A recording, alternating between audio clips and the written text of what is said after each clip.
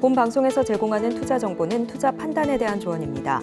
방송에서 제공하는 주식의 가치, 가격 상승 및 하락에 대해서는 방송사에서 보장하지 않습니다. 시청자 여러분 안녕하십니까? 깊이 있는 인사이트로 여러분들의 투자를 잘 이끌겠습니다. 저는 강관호입니다. 저는 이혜은입니다. 어제 우리 증시 장 초반에 상당히 강하게 시작했습니다만은 계속적으로 밀려 내려가면서 좀 안 좋게 끝났고요. 간밤에 미국 증시도 조금 약세권으로 3대 지수 모두 내려갔습니다. 특히 홈디포 여러 가지 소비재 관련되는 업체 중에 아주 대표적인 홈디포 이쪽 주가가 좀 안 좋았고요. 리테일 세일즈 그러니까 소매 판매 지수가 나왔는데 결과치가 예상치보다 별로 안 좋았습니다. 우리나라 시장 오늘 좀 영향이 있을 것 같다 이런 생각을 하시면서 저희 증시팔 시작하겠습니다. 네, 전일 우리 증시 힘차게 출발한 데 비해서는 막판에 또 한 번 힘이 조금 빠지면서 마무리를 하게 됐습니다. 자, 그런 만큼 오늘 우리 시장도 장 초반부터 대응을 하는 것이 굉장히 좀 중요할 것 같은데요. 저희 증시8, 증시9까지 함께 하시면서 장 초반 전략 꼼꼼하게 다져보셨으면 좋겠습니다. 유튜브에 서울경제TV 검색하시면요. 실시간 방송 유튜브에서도 똑같이 만나보실 수가 있습니다. 방송 보시면서 요즘 이런 부분이 투자에 좀 어려움을 느낀다라고 하시는 부분들도 함께 남겨주시면요. 저희가 증시8, 증시9를 통해서 최대한 다뤄드릴 수 있도록 할 테니까요. 저희 유튜브 채널에도 많은 관심과 사랑, 좋아요와 구독도 함께 부탁드리도록 하겠습니다. 자, 오늘 우리 증시도 그리고 증시8도 파이팅입니다. 화이팅! 미국 증시 그리고 코인 시장까지 한 방에 정리해드리는 순서죠. 미장원, 오늘도 에임리치의 김PB 전문가 화면 연결하겠습니다. 안녕하세요. 안녕하세요. 투자 쉽게 하자 김PB입니다. 미국 시장 좀 정리를 한번 해볼까요? 네, 어제 미국 증시는 부채 한도 협상이 또다시 실패하면서 3대 지수가 전부 하락하면서 시장이 마감했습니다.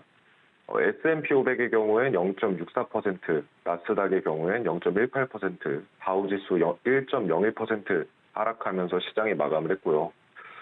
부채 한도 협상의 경우엔 이제 남은 시간이 얼마 없는 상황이고 옐런 재무부 장관의 경우엔 부채 한도 인상이 없다면 미국 정부는 빠르면 6월 1일에 파산하게 될 것이라고 전하면서 투자자들의 공포 심리가 시장에서 좀 확산되고 있는 것으로 보입니다. 그리고 바이든은 계속 오늘부터 출장 그리고 일정들이 잡혀 있는 상황이라서 부채 한도 관련 미팅을 수행할 이런 물리적인 시간이 부족한 상황인데 일정을 좀 빠르게 마치고 부채 한도 협상을 신속하게 진행하겠다는 의사를 보였습니다. 또 계속 주목해야 된다고 말씀드렸던 유로화가 급격한 하락 추세를 보이고 있고 동시에 달러 인덱스는 바닥에서 상승세를 보이고 있으면서 좀 이에 따라서 시장도 좀 조정을 받고 있지 않나 이런 생각이 듭니다. 그래서 자산 시장 분위기가 반전되는 느낌이 보여지고 있고요. 개별 종목들의 경우엔 금융주, 에너지, 산업재, 바이오 전반적인 섹터 전부 다 웬만하면 약세를 좀 보였던 것 같습니다. 특히 구글이나 마이크로소프트, 또 애플과 같이 현재 좀 개인 투자자들이 투자금이 몰렸던 그리고 시장에서 좀 집중하고 있는 이런 종목들의 경우에 하락 방어가 잘 된 것으로 좀 나타났습니다. 미국의 소매 판매 지수가 예상보다 좀 안 좋게 나왔는데 사실 이게 별거 아닌 것 같아도 우리나라한테도 소비 민감재 이런 주식들에 상당히 영향을 줄 수가 있는데 홈디포 어떻게 보면 소비재 중에서 아주 대표적인 주식인데 예상이 좀 안 좋게 나오고 있는 거잖아요. 분위기가 계속적으로 안 좋을 수 있다 이런 생각을 하는 것 같고 나이키도 뭐 2% 후반대로 빠지고 이게 좀 전체적으로 우리가 어제 자동차주도 많이 밀렸거든요. 미국에서도 보니까 포드가 3% 정도 이렇게 많이 빠졌는데 미국 소비가 이렇게 조금 침체되는 거는 역시 페드가 조금 이제 뭐라고 할까요? 좀 하려고 하는 거기에 좀 일맥상통하게 지금 떨어지고 있는 걸까요? 어떨까요? 네, 좀 정리해서 말씀드리면 우선 홈디포부터 말씀드리겠습니다. 홈디포 같은 경우에는 2분기 연속 월가 전망치를 하회하는 실적을 발표하면서 하락하게 됐고요. 그러니까 쉽게 말해서 매출이 계속해서 줄어들고 있다는 거죠. 근데 홈디포 같은 경우는 집에서 쓰는 가구나 인테리어 용품 이런 것들을 판매하는 곳이거든요. 그래서 소매 판매가 줄어드는 것이 결국 홈디포의 매출에도 직접적으로 영향을 미치고 있다는 거고 말씀하신 대로 어떤 페드 정책 같은 것들이나 이런 것들이 점점 어떤 소비에 반영이 되고 있는 이런 상황입니다. 그래서 오늘 타겟 같은 경우에도 실적 발표가 예정이 되어 있는데 미국 내에서는 사실 지금 뭐 다른 기업들의 실적보다도 타겟의 실적에 굉장히 관심을 많이 갖고 있습니다. 왜 그러냐면 타겟이 결국 우리나라로 치면은 다이소와 같은 이런 할인마켓 같은 종목이거든요. 그래서 소비에 대한 트렌드를 굉장히 잘 반영하기 때문이라고 보고 있고 말씀하신 대로 이제 소매 판매 지수도 어제 발표가 됐습니다. 발표가 됐는데 미국 소매 판매 같은 경우에는 예측치 4.2%를 크게 이탈한 1.6% 정도 수준으로 발표되면서 시장의 약세에 좀 어느 정도 힘을 보탰다고 보고 있고요. 미시간대 소비자 신뢰 지수도 지금 다시 하락 추세로 가고 있고 50년 만에 최저치인 수준까지 지금 도달하고 있습니다. 즉 사람들이 경기가 어렵다고 느끼고 계속 소비를 줄여나가고 있다는 이런 것들이 좀 지표로 나오고 있다고 보고 있고요. 명목 소매 판매 같은 경우에는 상승세가 줄어들긴 해도 어쨌든 아직까지는 플러스로 유지되는 것처럼 보이는 모습이지만 실질 소매 판매 같은 경우에는 이미 2021년, 2022년 정도를 이제 기점으로 크게 늘지 않은 채 유지가 되고 있어요. 1년 넘게. 즉 물가가 너무 오르다 보니까 마치 매출이나 판매가 늘어난 것처럼 보이지만 물가 상승률을 제외하면 실질적으로 소매 판매나 기업들 매출이 뭐 크게 그다지 안 늘었다는 거죠. 그래서 지금 뭔가 실질적으로 명목적으로나마 늘고 있었던 것들마저도 지금 점점 줄어들고 있는 상황이라 좀 소비적인 측면에서는 좀 뭔가 이제 경기가 좀 둔화하는 게 아닌가 이런 것들이 좀 눈으로 확인되고 있는 이런 상황이라고 보셔야겠습니다. 미국 소비 판매 지수가 조금 약하게 나오면서 경기 둔화 가능성을 일부 반영하고 있다 이런 말씀이신데 아까 얘기 전에 구글이 상당히 좀 최근에 강세를 이어갔잖아요. 또 AMD도 계속적으로 지금 강세를 보이고 있는데 아무래도 AI 쪽에 관련된 시장의 관심 이런 게 계속적으로 뭐 주가에 반영되고 있다고 봐야 될까요? 맞습니다. 구글은 여전히 AI 바드 출시 전후로 주가가 큰 강세를 보이고 있고요. 이에 따라서 인공지능 분야에 협력 중인 AMD 역시 같이 강세를 보이고 있습니다. 일단 시장에서 지금 뭔가 주식시장은 항상 사람들이 매수할 종목을 찾아가 나서는데 지금 같은 경우에는 뭔가 부채한도 문제 그리고 다양한 어떤 이슈들 때문에 뭔가 딱히 매수할 섹터를 찾기가 쉽지가 않죠. 그러다 보니까 대형 기술주 그리고 좀 AI 이렇게 좀 사람들이 관심을 갖는 최근 이슈 쪽으로 좀 이제 자금이 몰리고 있는 것 같고요. 그다음에 인공지능 관련해서 기업들 이번에 실적 발표할 때도 그렇고 지금 현재 투자자들도 그렇고 인공지능에 대한 관심이 굉장히 큰 상황이기 때문에 관련주들이 강세를 보이고 있는 것 같습니다. 아까 미국 소매 판매 지수 관련돼서 말씀하시면서 미국 경기가 조금 이렇게 좀 안 좋아지는 거 아니냐 이런 말씀을 하셨는데 관련해 가지고 또 신용 경색 여파 현실화되고 있다 이런 얘기도 있다면서요? 네. 미국 국가 자체도 부채 한도, 즉 빚 문제로 시달리고 있습니다. 하지만 미국 내 기업이나 가게도 마찬가지거든요.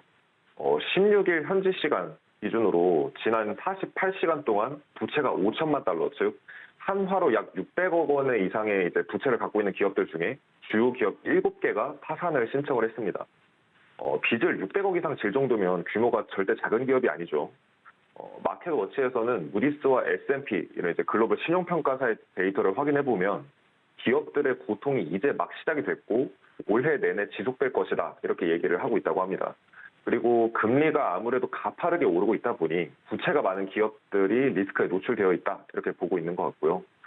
또 지금 마켓워치 쪽에서 강조하는 게 뭐냐면 파산 신청 자체는 나쁜 게 아니다.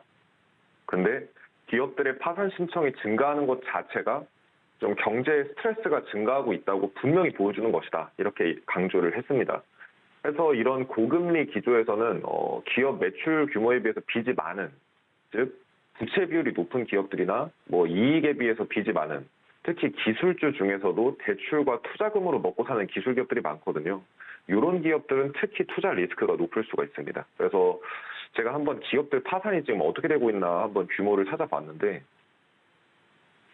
글로벌 금융위기 이후로 최대 수준으로 기업의 파산이 증가하고 있습니다. 간단합니다. 높은 금리 부담 때문에 그런 거고요. 금리가 너무 가파르게 올라가면서 지금까지 이제 버티다 못하던 기업들이 하나둘씩 파산되고 있고 특히 이런 것과 더불어서 이제 경제까지 악화되고 있다 보니 지금 금리가 빠르게 높아지고 결국 부실한 기업들이 흔들리고 있는 이런 모습이라고 좀 볼 수 있겠고요.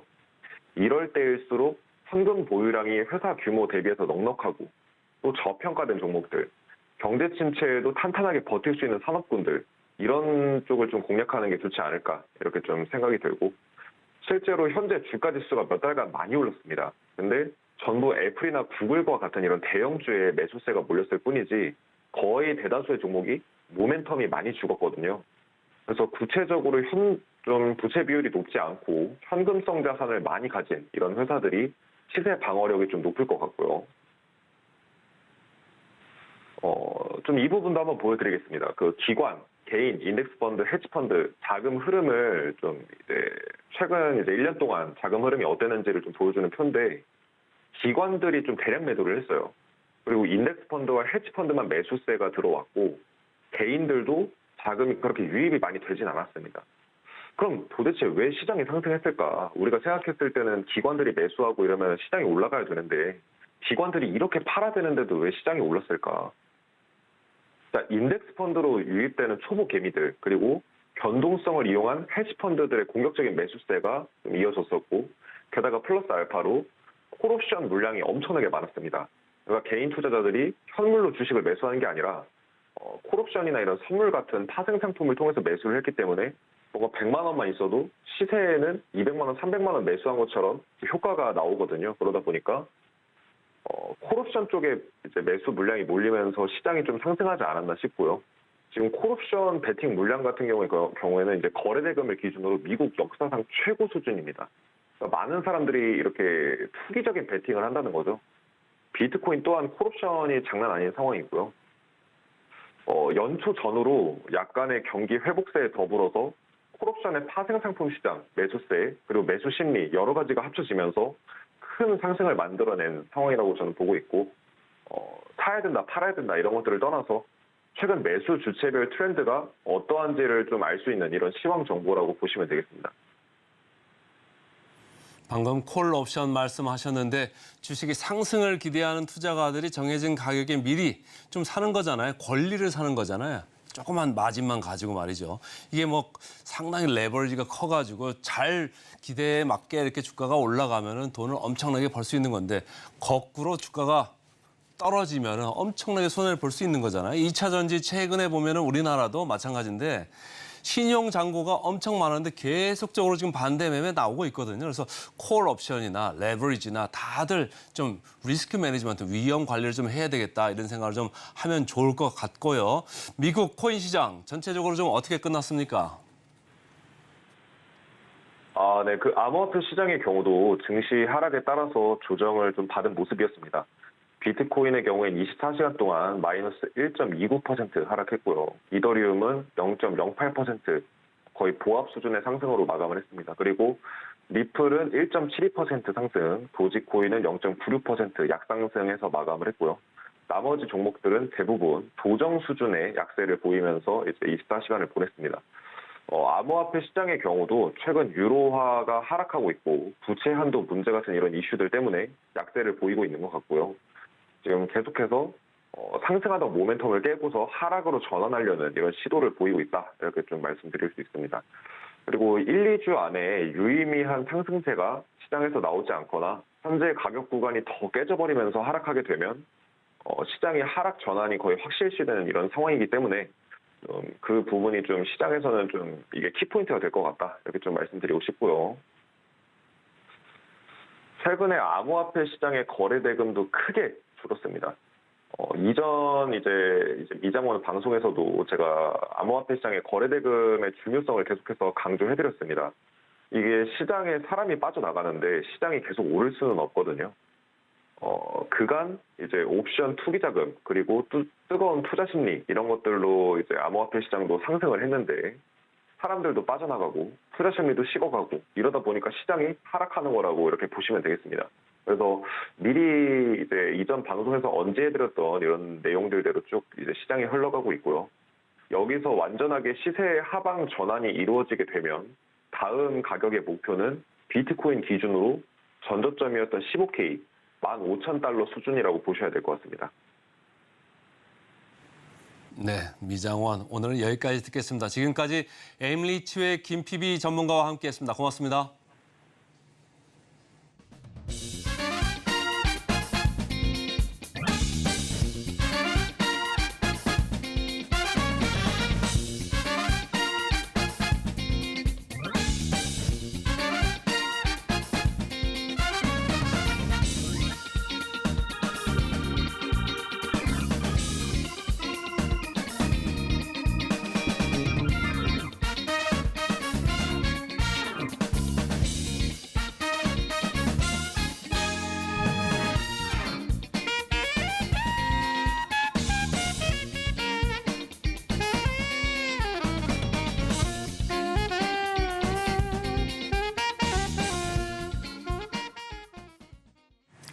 네, 오늘도 장 시작 전 전문가의 시선으로 투자 포인트 짚어보는 오늘의 일면 헤드라인 시간입니다. 오늘은 루크투자연구소의 임순재 대표님과 함께해 보도록 하겠습니다. 대표님 어서 오세요. 네, 안녕하십니까. 네, 대표님 오늘은 또 어떤 이야기 해주실지 굉장히 궁금한데 오늘의 헤드라인 내용 화면 통해서 먼저 함께 확인해 보겠습니다. 자, 오늘의 헤드라인입니다. 바닥 근접 메모리 반도체 하반기 반등 시동 걸까라는 내용입니다. 사실 어제 저희가 시스템 반도체 이야기를 이 오늘의 일면 헤드라인 코너를 통해서 상세하게 우리 시청자 여러분들과 함께 나눠봤거든요. 자, 오늘은 또 메모리 쪽으로 임순재 대표님이 오늘은 메모리 함께 공부해 보시죠라고 가지고 와주셨습니다. 자, 오늘의 헤드라인 저희가 또 짚어봐야겠죠. 요약 한번 들어볼까요? 네, 뭐 최근 들어 이제 반도체 가격이 특히 이제 디램 가격이 이제 하락세가 이제 좀 멈추는 거 아니냐라는 그런 기대감이 좀 커져 있는 상황입니다. 특히 삼성전자가 반도체에 대한 이제 감산을 이제 본격화하면서 기존의 마이크론 테크놀로지, 그다음에 SK 하이닉스에 이어서 디램의 공급이 향후에 좀 줄어들 가능성이 계속 얘기가 되고 있고요. 그러다 보면 하반기 이후에 이러한 기존의 재고분이 소진이 되고 뭐 그러다 이렇게 공급이 준다라고 하게 되면 가격도 재상승이 되면서 다시 좋아지지 않을까라는 또 기대감이 커져 있는 것도 사실입니다. 네. 여기에 더불어 외국인들이 최근 들어 삼성전자를 뭐 올 초서부터 꾸준하게 지금 순매수를 보이고 있고요. 그런 점도 같이 좀 보시면 어떨까 싶어서 오늘 주제를 선택을 했습니다. 네. 자, 사실 전일 우리 시장 반도체 관련주들이 굉장히 강한 모습을 보였는데 필라델피아 반도체 지수가 전 미국 시장에서 2.6%가량 상승하는 모습을 보여줬습니다. 하지만 간밤 미증시를 살펴보면 0.13%로 약보합으로 맞췄던 필라델피아 반도체 지수였고 반도체주 나스닥도 역시 초반에는 강하게 움직이다가 물론 이슈는 미국의 부채 한도 협상 때문이긴 했습니다만 좀 밀리면서 결국은 마감을 했던 모습도 간밤 미증시에서 확인이 됐습니다. 자, 하지만 우리는 계속해서 메모리 반도체 반등 턴어라운드를 계속해서 기다리고 있는 상황이잖아요.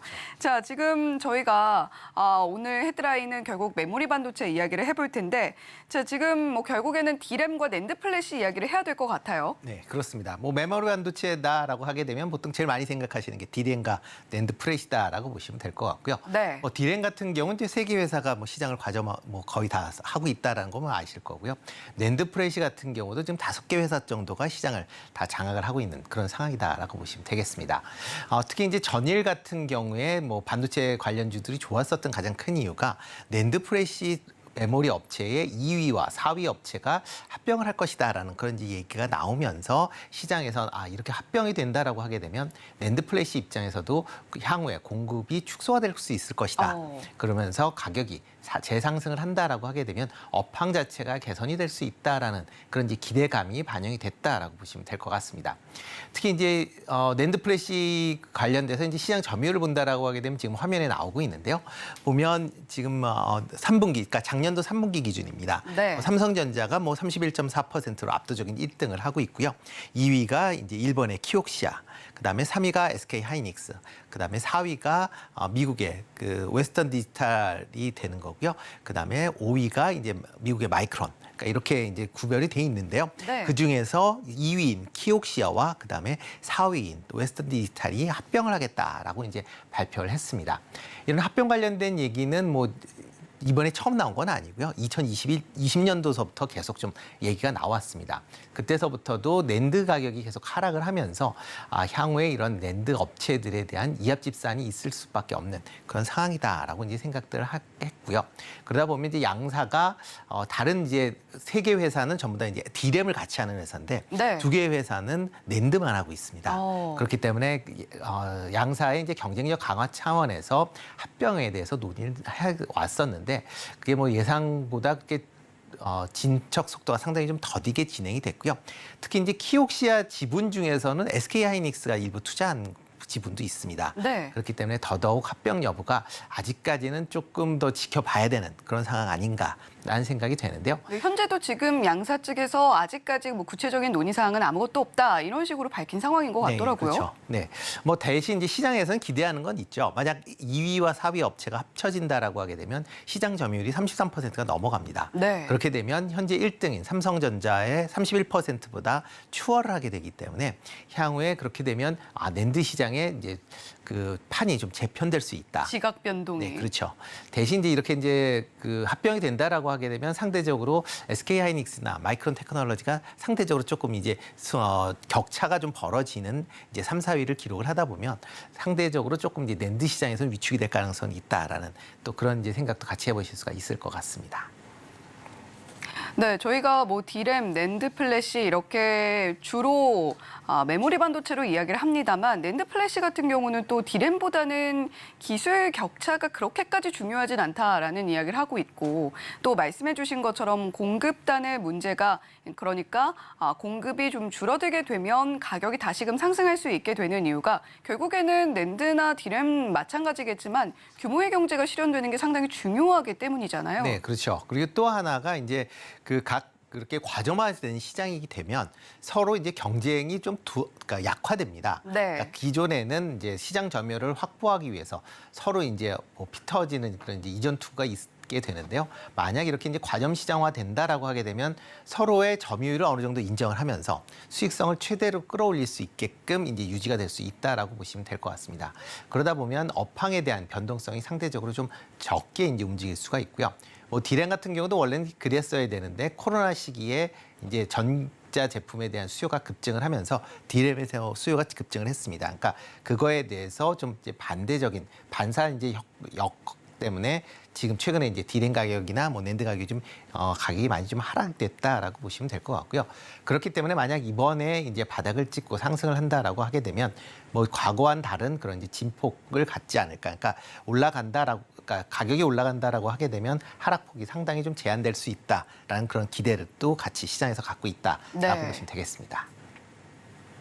네, 그렇다면 저희가 이 일본과 미국이 손을 잡아서 낸드 플래시 공룡이 탄생할 수도 있다라는 위기감을 좀 느끼게 되는 거잖아요. 어쨌거나 삼성전자, SK하이닉스 보유국으로서. 네. 자, 그렇다면 우리 투자자분들 입장에서는 좀 불안하실 것도 같은데 물론 임순재 대표님께서는 이번에도 실현이 될 수 있을지 아닐지는 좀 요원하다라고 말씀을 하셨지만 당장 좀 주가에 미치게 될 영향이 좀 있을까요?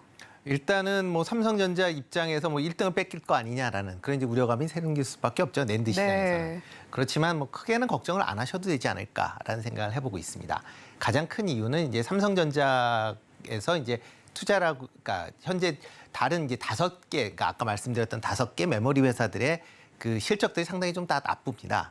네, 특히 이제 1분기 실적 같은 경우는 전부 다 이제 적자를 기록을 한 그런 상황이고요. 네. 뭐 그러다 보니까 각 회사들마다 현금성 자산을 보유하고 있는 금액이 그렇게 크질 않습니다. 그러니까 결론은 투자 여력이 그렇게 크지 않다라고 보시면 될 것 같고요. 그렇기 때문에 모든 이제 지금 메모리 반도체 업체들의 투자가 계속 격감을 하고 있는 그런 상황입니다.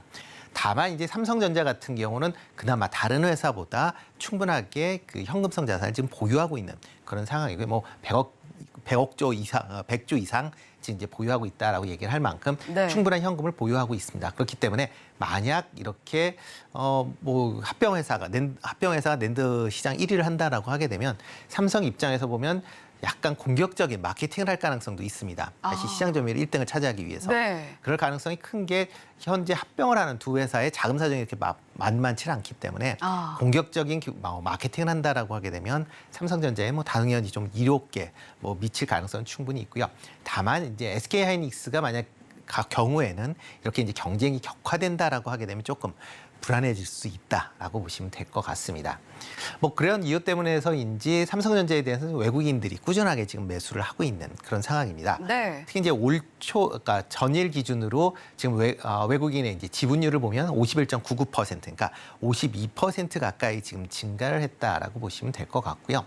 특히 이제 올 초서부터 계속 지금 꾸준하게 지금 순매수를 보이고 있습니다. 그래서 올해만 이제 외국인 지분율이 2.3%, 뭐 주식 수로는 뭐 1억 3천만 주 정도 지금 순매수를 할 만큼 외국인들이 삼성전자에 꾸준한 관심을 갖고 있다는 점도 조금 관심 있게 보실 필요는 있지 않을까 싶습니다. 네, 물론 뭐 우리를 좀 불안하게 하는 뉴스일 수는 있겠으나 그럼에도 불구하고 외국인들의 지분율이 다시금 늘어나고 있다는 것은 당장 삼성전자의 크게 주가에 흔들림이 있을 것은 아닌 것 같다라는 그런 관점으로 외국인들도 접근을 하고 있다라고 보시면 되겠고, 다만 SK하이닉스의 경우에는 조금은 영향을 더 크게 받을 수도 있겠다. 아무래도 좀 퓨어 메모리 반도체를 영위하고 있는 기업인 만큼 그럴 수밖에 없겠죠.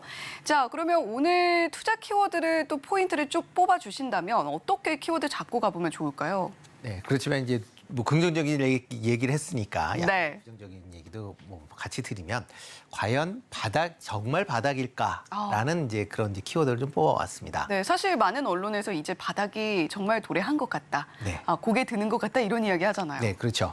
뭐 이제 물론 이제 바닥 언저리까지 온 거는 맞는 것 같습니다. 네. 그렇지만 이제 과연 진바닥인지 여부는 조금 더 확인을 해보실 필요가 있지 않을까라는 생각을 해보고 있는데요. 그 이유 중에 하나는 이제 각 그 기업들의 1분기 실적이 그렇게 좋지를 못했습니다. 네. 작년 하반기 이후서부터 뭐 메모리 반도체 관련된 업황이 상당히 좀 나빠지면서 뭐 전반적인 실적이 좀 나빠지고 있는데요. 특히 1분기의 실적이 특별히 좀 더 나빠지는 그런 모습을 보이고 있습니다. 지금 뭐 화면을 잠깐 보신다라고 하게 되면 각 이제 반도체 회사의 이제 1분기 영업 적자 규모입니다. 뭐 삼성전자 같은 경우 이제 반도체 사업부만 이제 한 4조 6천억 가까이 지금 적자를 보고 있고요. 네. SK 하이닉스도 3조 4천억. 그다음에 마이크론 테크놀로지 같은 경우도 23억 달러. 그러니까 우리나라 돈으로 한 3조 원 정도의 지금 적자를 기록을 했습니다. 키옥시다나 뭐 웨스턴 디지털 같은 이런 이제 낸드 프레시 전문 업체 같은 경우도 뭐 1조에서 뭐 6천억 정도 지금 하나로 이제 적자를 보고 있을 만큼 각 기업들의 이제 적자 폭이 커져 있는 것도 사실이고요. 그렇게 이렇게 적자가 커져 있기 때문에 시장에서는 이제는 뭐 더 이상 나빠질 것이 없다라는 그런 이제 생각들을 많이 하고 계십니다.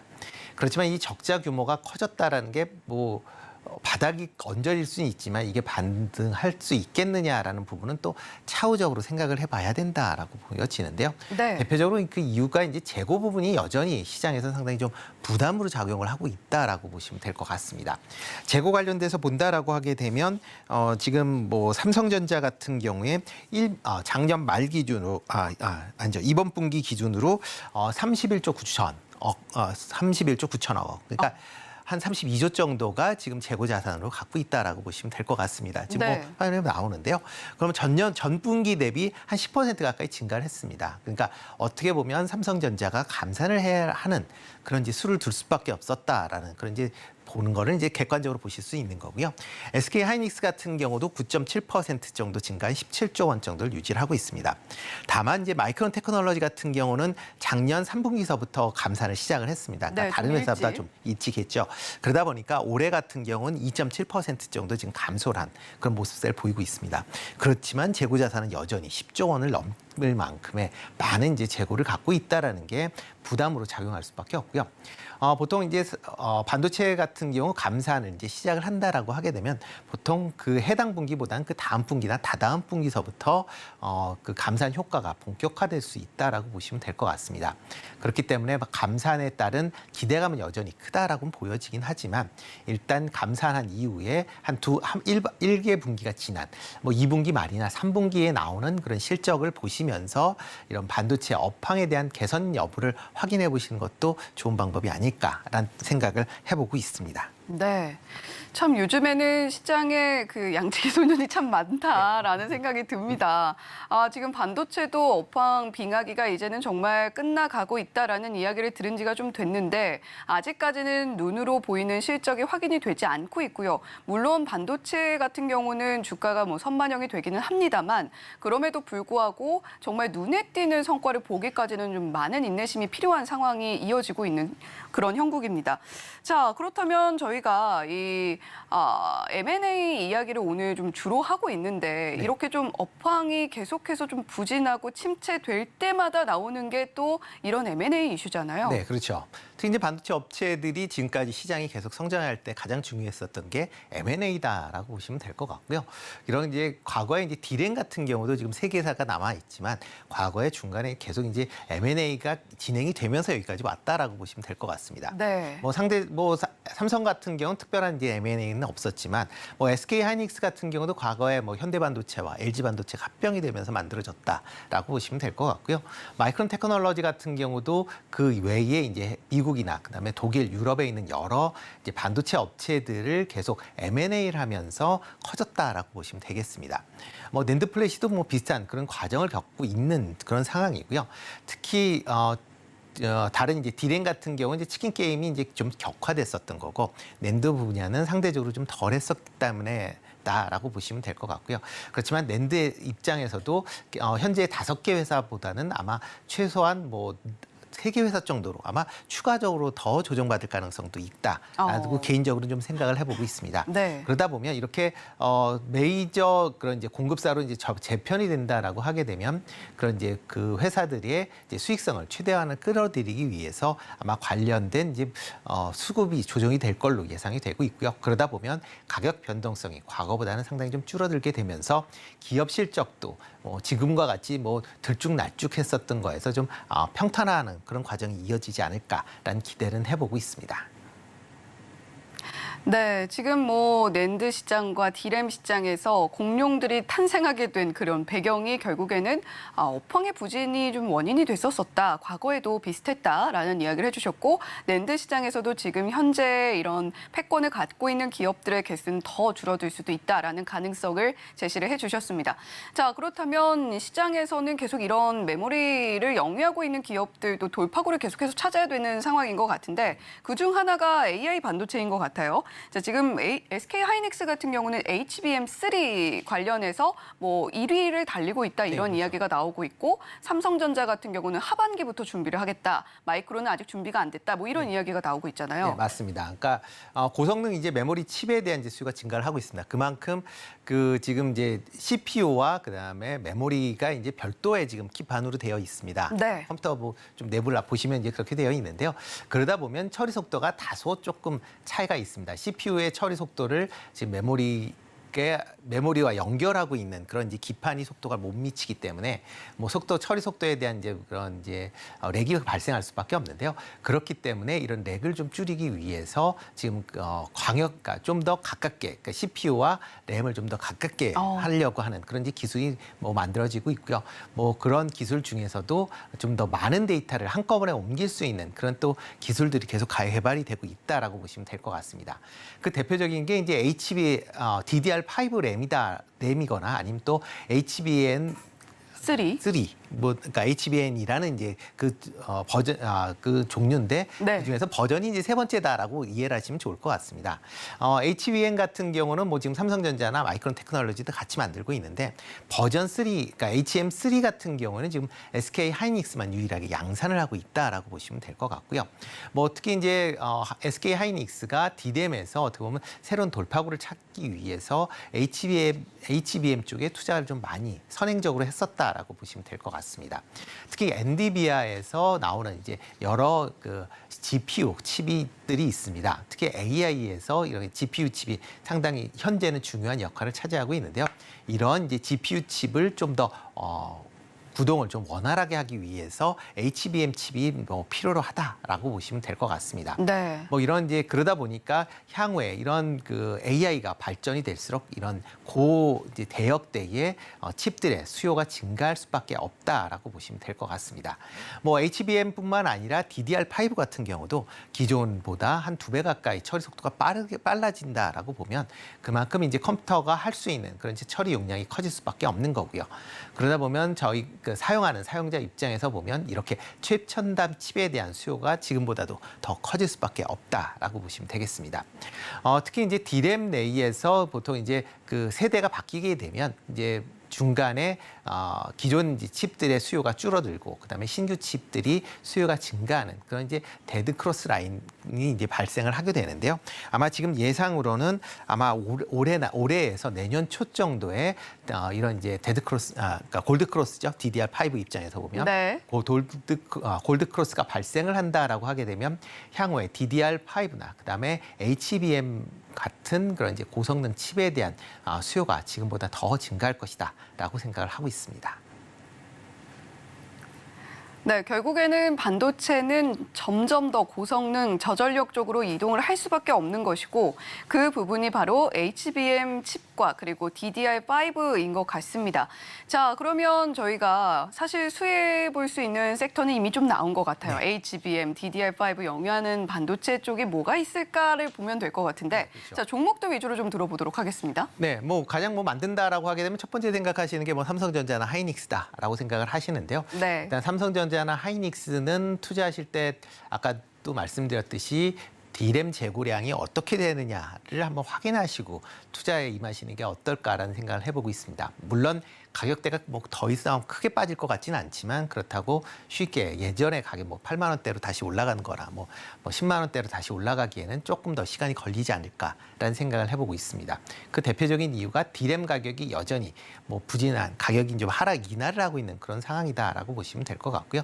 그렇기 때문에 이런 완성 그런 D램 업체보다는 관련된 이제 소부장을 제공하는 그런 이제 업체 중심으로 좀 더 관심을 가지실 필요가 있다라고 보여집니다. 특히 이제 HBM이나 이제 DDR5와 같은 이런 고성능 칩에 대한 투자는 이런 완성 업체들이 계속 이어갈 걸로 예상을 하고 있습니다. 뭐 이런 칩 쪽으로는 계속 뭐 시장이 커지기 때문에 어쩔 수 없이 뭐 투자를 줄인다라고는 하더라도 이런 고성능 칩에 대한 투자는 증가할 수밖에 없고 관련된 기업들도 관심을 좀 가지시면 좋을 걸로 이제 예상이 되고 있는데요. 네. 뭐 대표적으로 본다라고 하게 되면 몇 개 이제 회사를 보면 한미반도체 같은 경우에는 이제 HBM 관련된 뭐 최근에 이슈가 좀 몰이가 있어서 주가가 좀 탄력적으로 움직였습니다. 뭐 대표적으로 이제 HBM용의 이제 본딩 장비를 이제 납품을 하는 그런 회사다라고 보시면 되겠습니다. 뭐 본딩 장비 뭐 말이 좀 어렵긴 한데 이렇게 이제 HBM 같은 경우는 D램을 뭐 낸드도 그렇지만 회로 기판을 계속 이제 적층을 합니다. 위로 네. 계속 쌓아 올리는데요. 보통 이제 HBM 같은 경우는 보통 12단까지 요즘에 얘기가 나오고 있고요. 뭐 낸드 같은 경우는 236단까지도 이제 쌓여지게 되는데 이때 그걸 연결하기 위해서 가느다란 그 홈을 팝니다. 근데 이게 레이저로 이제 파게 되는데요. 네. 그렇게 해놔야 그 서로 이제 적층되어 있는 회로 기판이 움직이지 않게끔 고정을 하는 그런 역할을 한다라고 보시면 될 것 같고요. 이런 본딩 장비를 만드는 그런 회사다 보니까 향후에 이런 매출에 대한 이런 이제 고성능 칩이 판매가 확대가 될수록 매출의 성장에 대한 기대감이 좀 커질 수밖에 없다라고 보시면 될 것 같습니다. 그다음에 또 하나 보셔야 될 게 ISC라는 기업입니다. ISC는 이제 반도체 후공정 테스트 뭐 소켓 기업이다라고 보시면 될 것 같고요. 특히 이제 이런 소켓 같은 경우는 이런 D램 관련돼서 세대가 바뀌게 되면 전체 다 그러니까 제품이 다 바뀌어야 된다라고 보시면 될 것 같습니다. 네. 그렇기 때문에 기존의 DDR4에서 DDR5로 전환이 되면서 관련된 이제 수혜를 그러니까 판매가 증가할수록 이런 소켓에 대한 매출도 증가할 수밖에 없는 그런 구조니까 그런 관점에서 ISC 좀 관심 있게 좀 보시면 좋을 것 같고요. 마지막으로 심텍도 한번 좀 관심 있게 좀 보시면 어떨까 싶습니다. 뭐 심텍 같은 경우는 반도체용 이제 PCB 기판을 만드는 회사다라고 보시면 될 것 같고요. 일단 뭐 PCB 기판 같은 경우도 뭐 DDR5로 가면 기판이 바뀌게 됩니다. 과거에 DDR3에서 DDR4로 전환이 될 때 심텍 같은 경우는 주가가 2배 가까이 상승할 만큼 가장 큰 수혜 피해를 입었었던 그런 이제 종목 중에 하나인데요. 뭐 이번에는 DDR5로 전환이 되면서 이미 뭐 계속 이게 DDR5 전환이 이게 과거 양치기 소년 비슷했기 때문에 몇 년 전서부터 나왔기 때문에 네. 주가는 어느 정도 오르긴 했지만 DDR5가 본격 양산이 된다라고 하게 되면 그만큼 수혜가 크게 좀 기대가 될 것으로 예상이 되기 때문에 하반기에는 아마 DDR5 관련된 그런 종목 쪽으로 좀 관심을 가지시는 게 어떨까 싶습니다. 네, 어제는 저희가 증시팔 오늘의 일면 헤드라인을 통해서 시스템 반도체 깊게 또 파드렸다면 오늘은 임순재 대표님과 함께 D램, 낸드 플래시로 대표되는 메모리 반도체를 정말 자세하게 탐구해봤던 시간인 것 같습니다. 투자에 적극적으로 활용을 해보시면 좋겠고요. 자, 이제는 정말 여러 가지 반도체 영위를 하고 있는 기업들이 있습니다만 오늘 말씀드린 기업들 한번 눈여겨보시면 좋겠다라는 생각이 듭니다. 지금까지 루크투자연구소의 임순재 대표님과 함께 오늘의 일면 헤드라인 짚어봤습니다. 대표님 오늘 말씀 고맙습니다. 고맙습니다.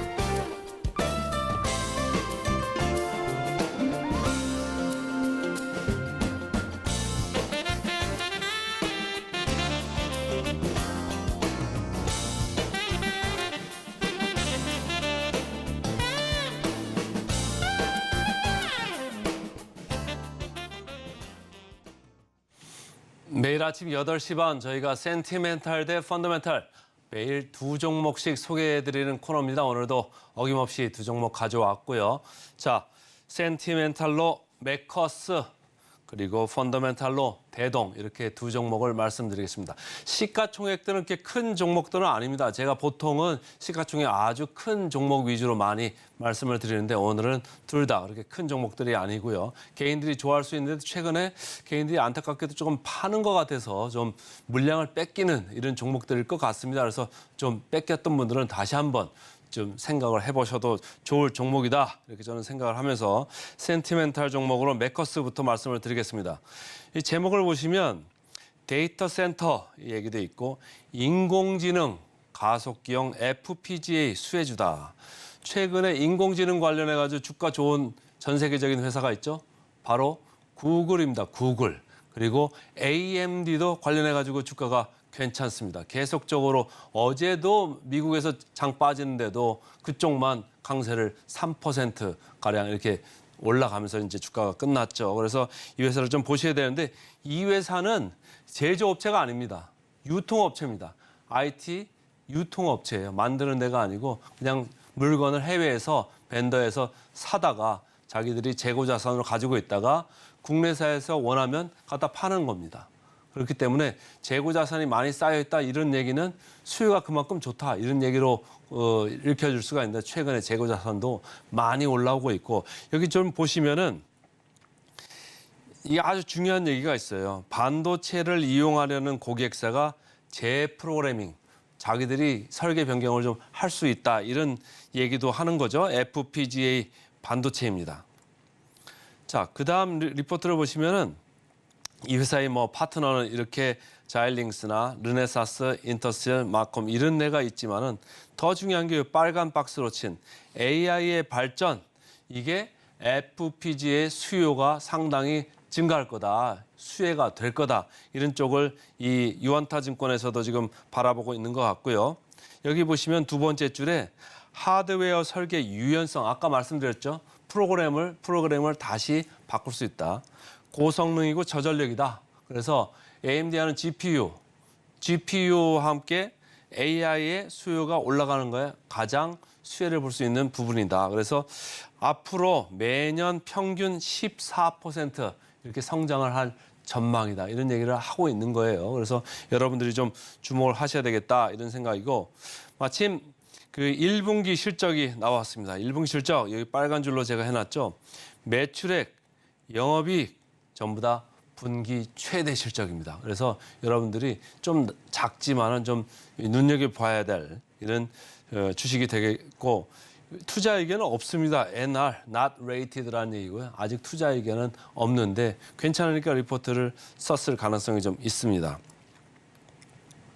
자, 1분기에 보시면은 매출이 아주 많이 뛰었죠. 눈으로 보시기에도 4분기에 400 이 정도 하던 게 또 더 올라갔죠. 그래서 전체적으로 많이 좋아지고 있고 급격하게 더 좋아졌다. 재고 자산이 좋아지면은 수요가 그만큼 좋아지는 거다. 이렇게 이제 보시면 되겠습니다.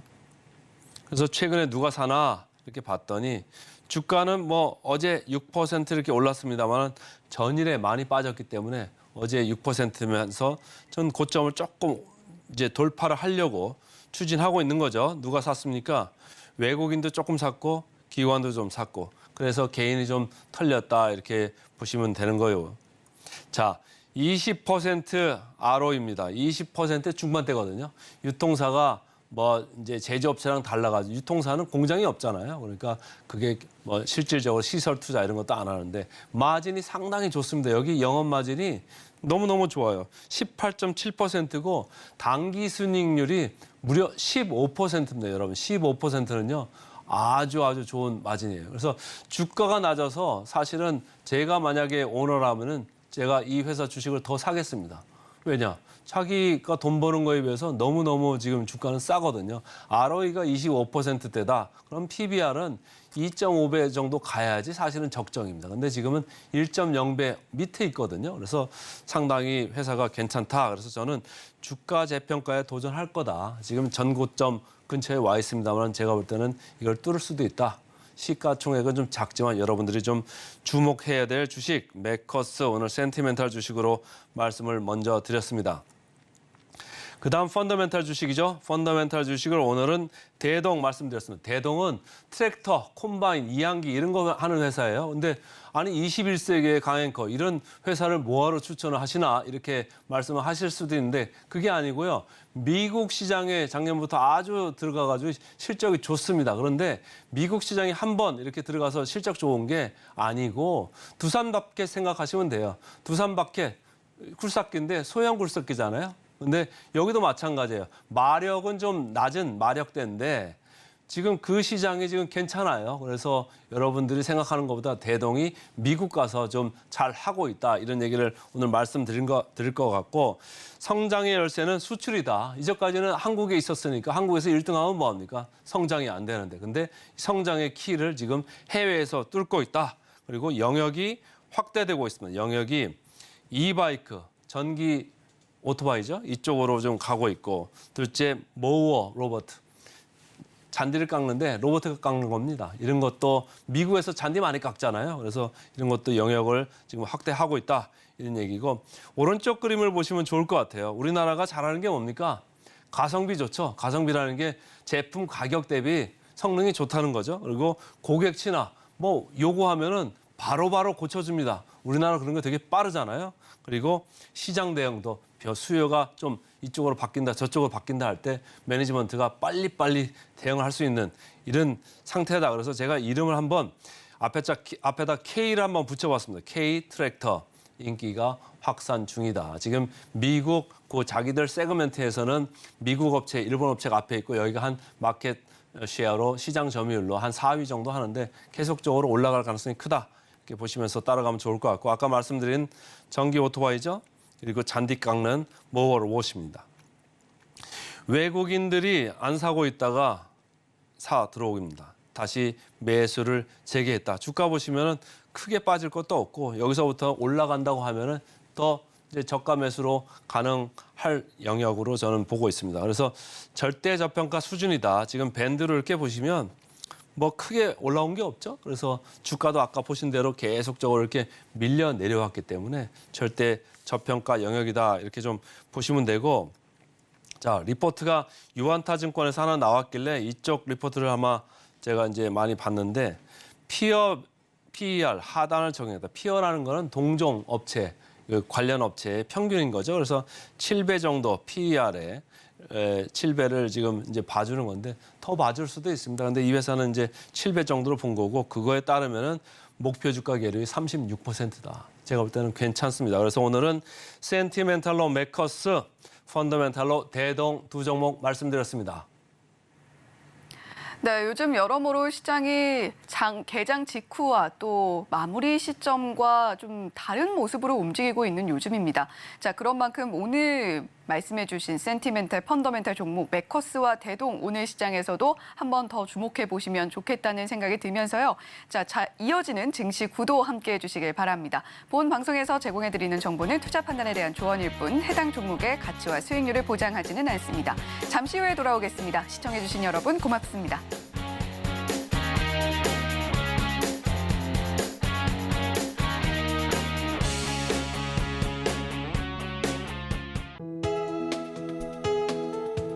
본 방송에서 제공하는 투자 정보는 투자 판단에 대한 조언입니다. 방송에서 제공하는 주식의 가치, 가격 상승 및 하락에 대해서는 방송사에서 보장하지 않습니다.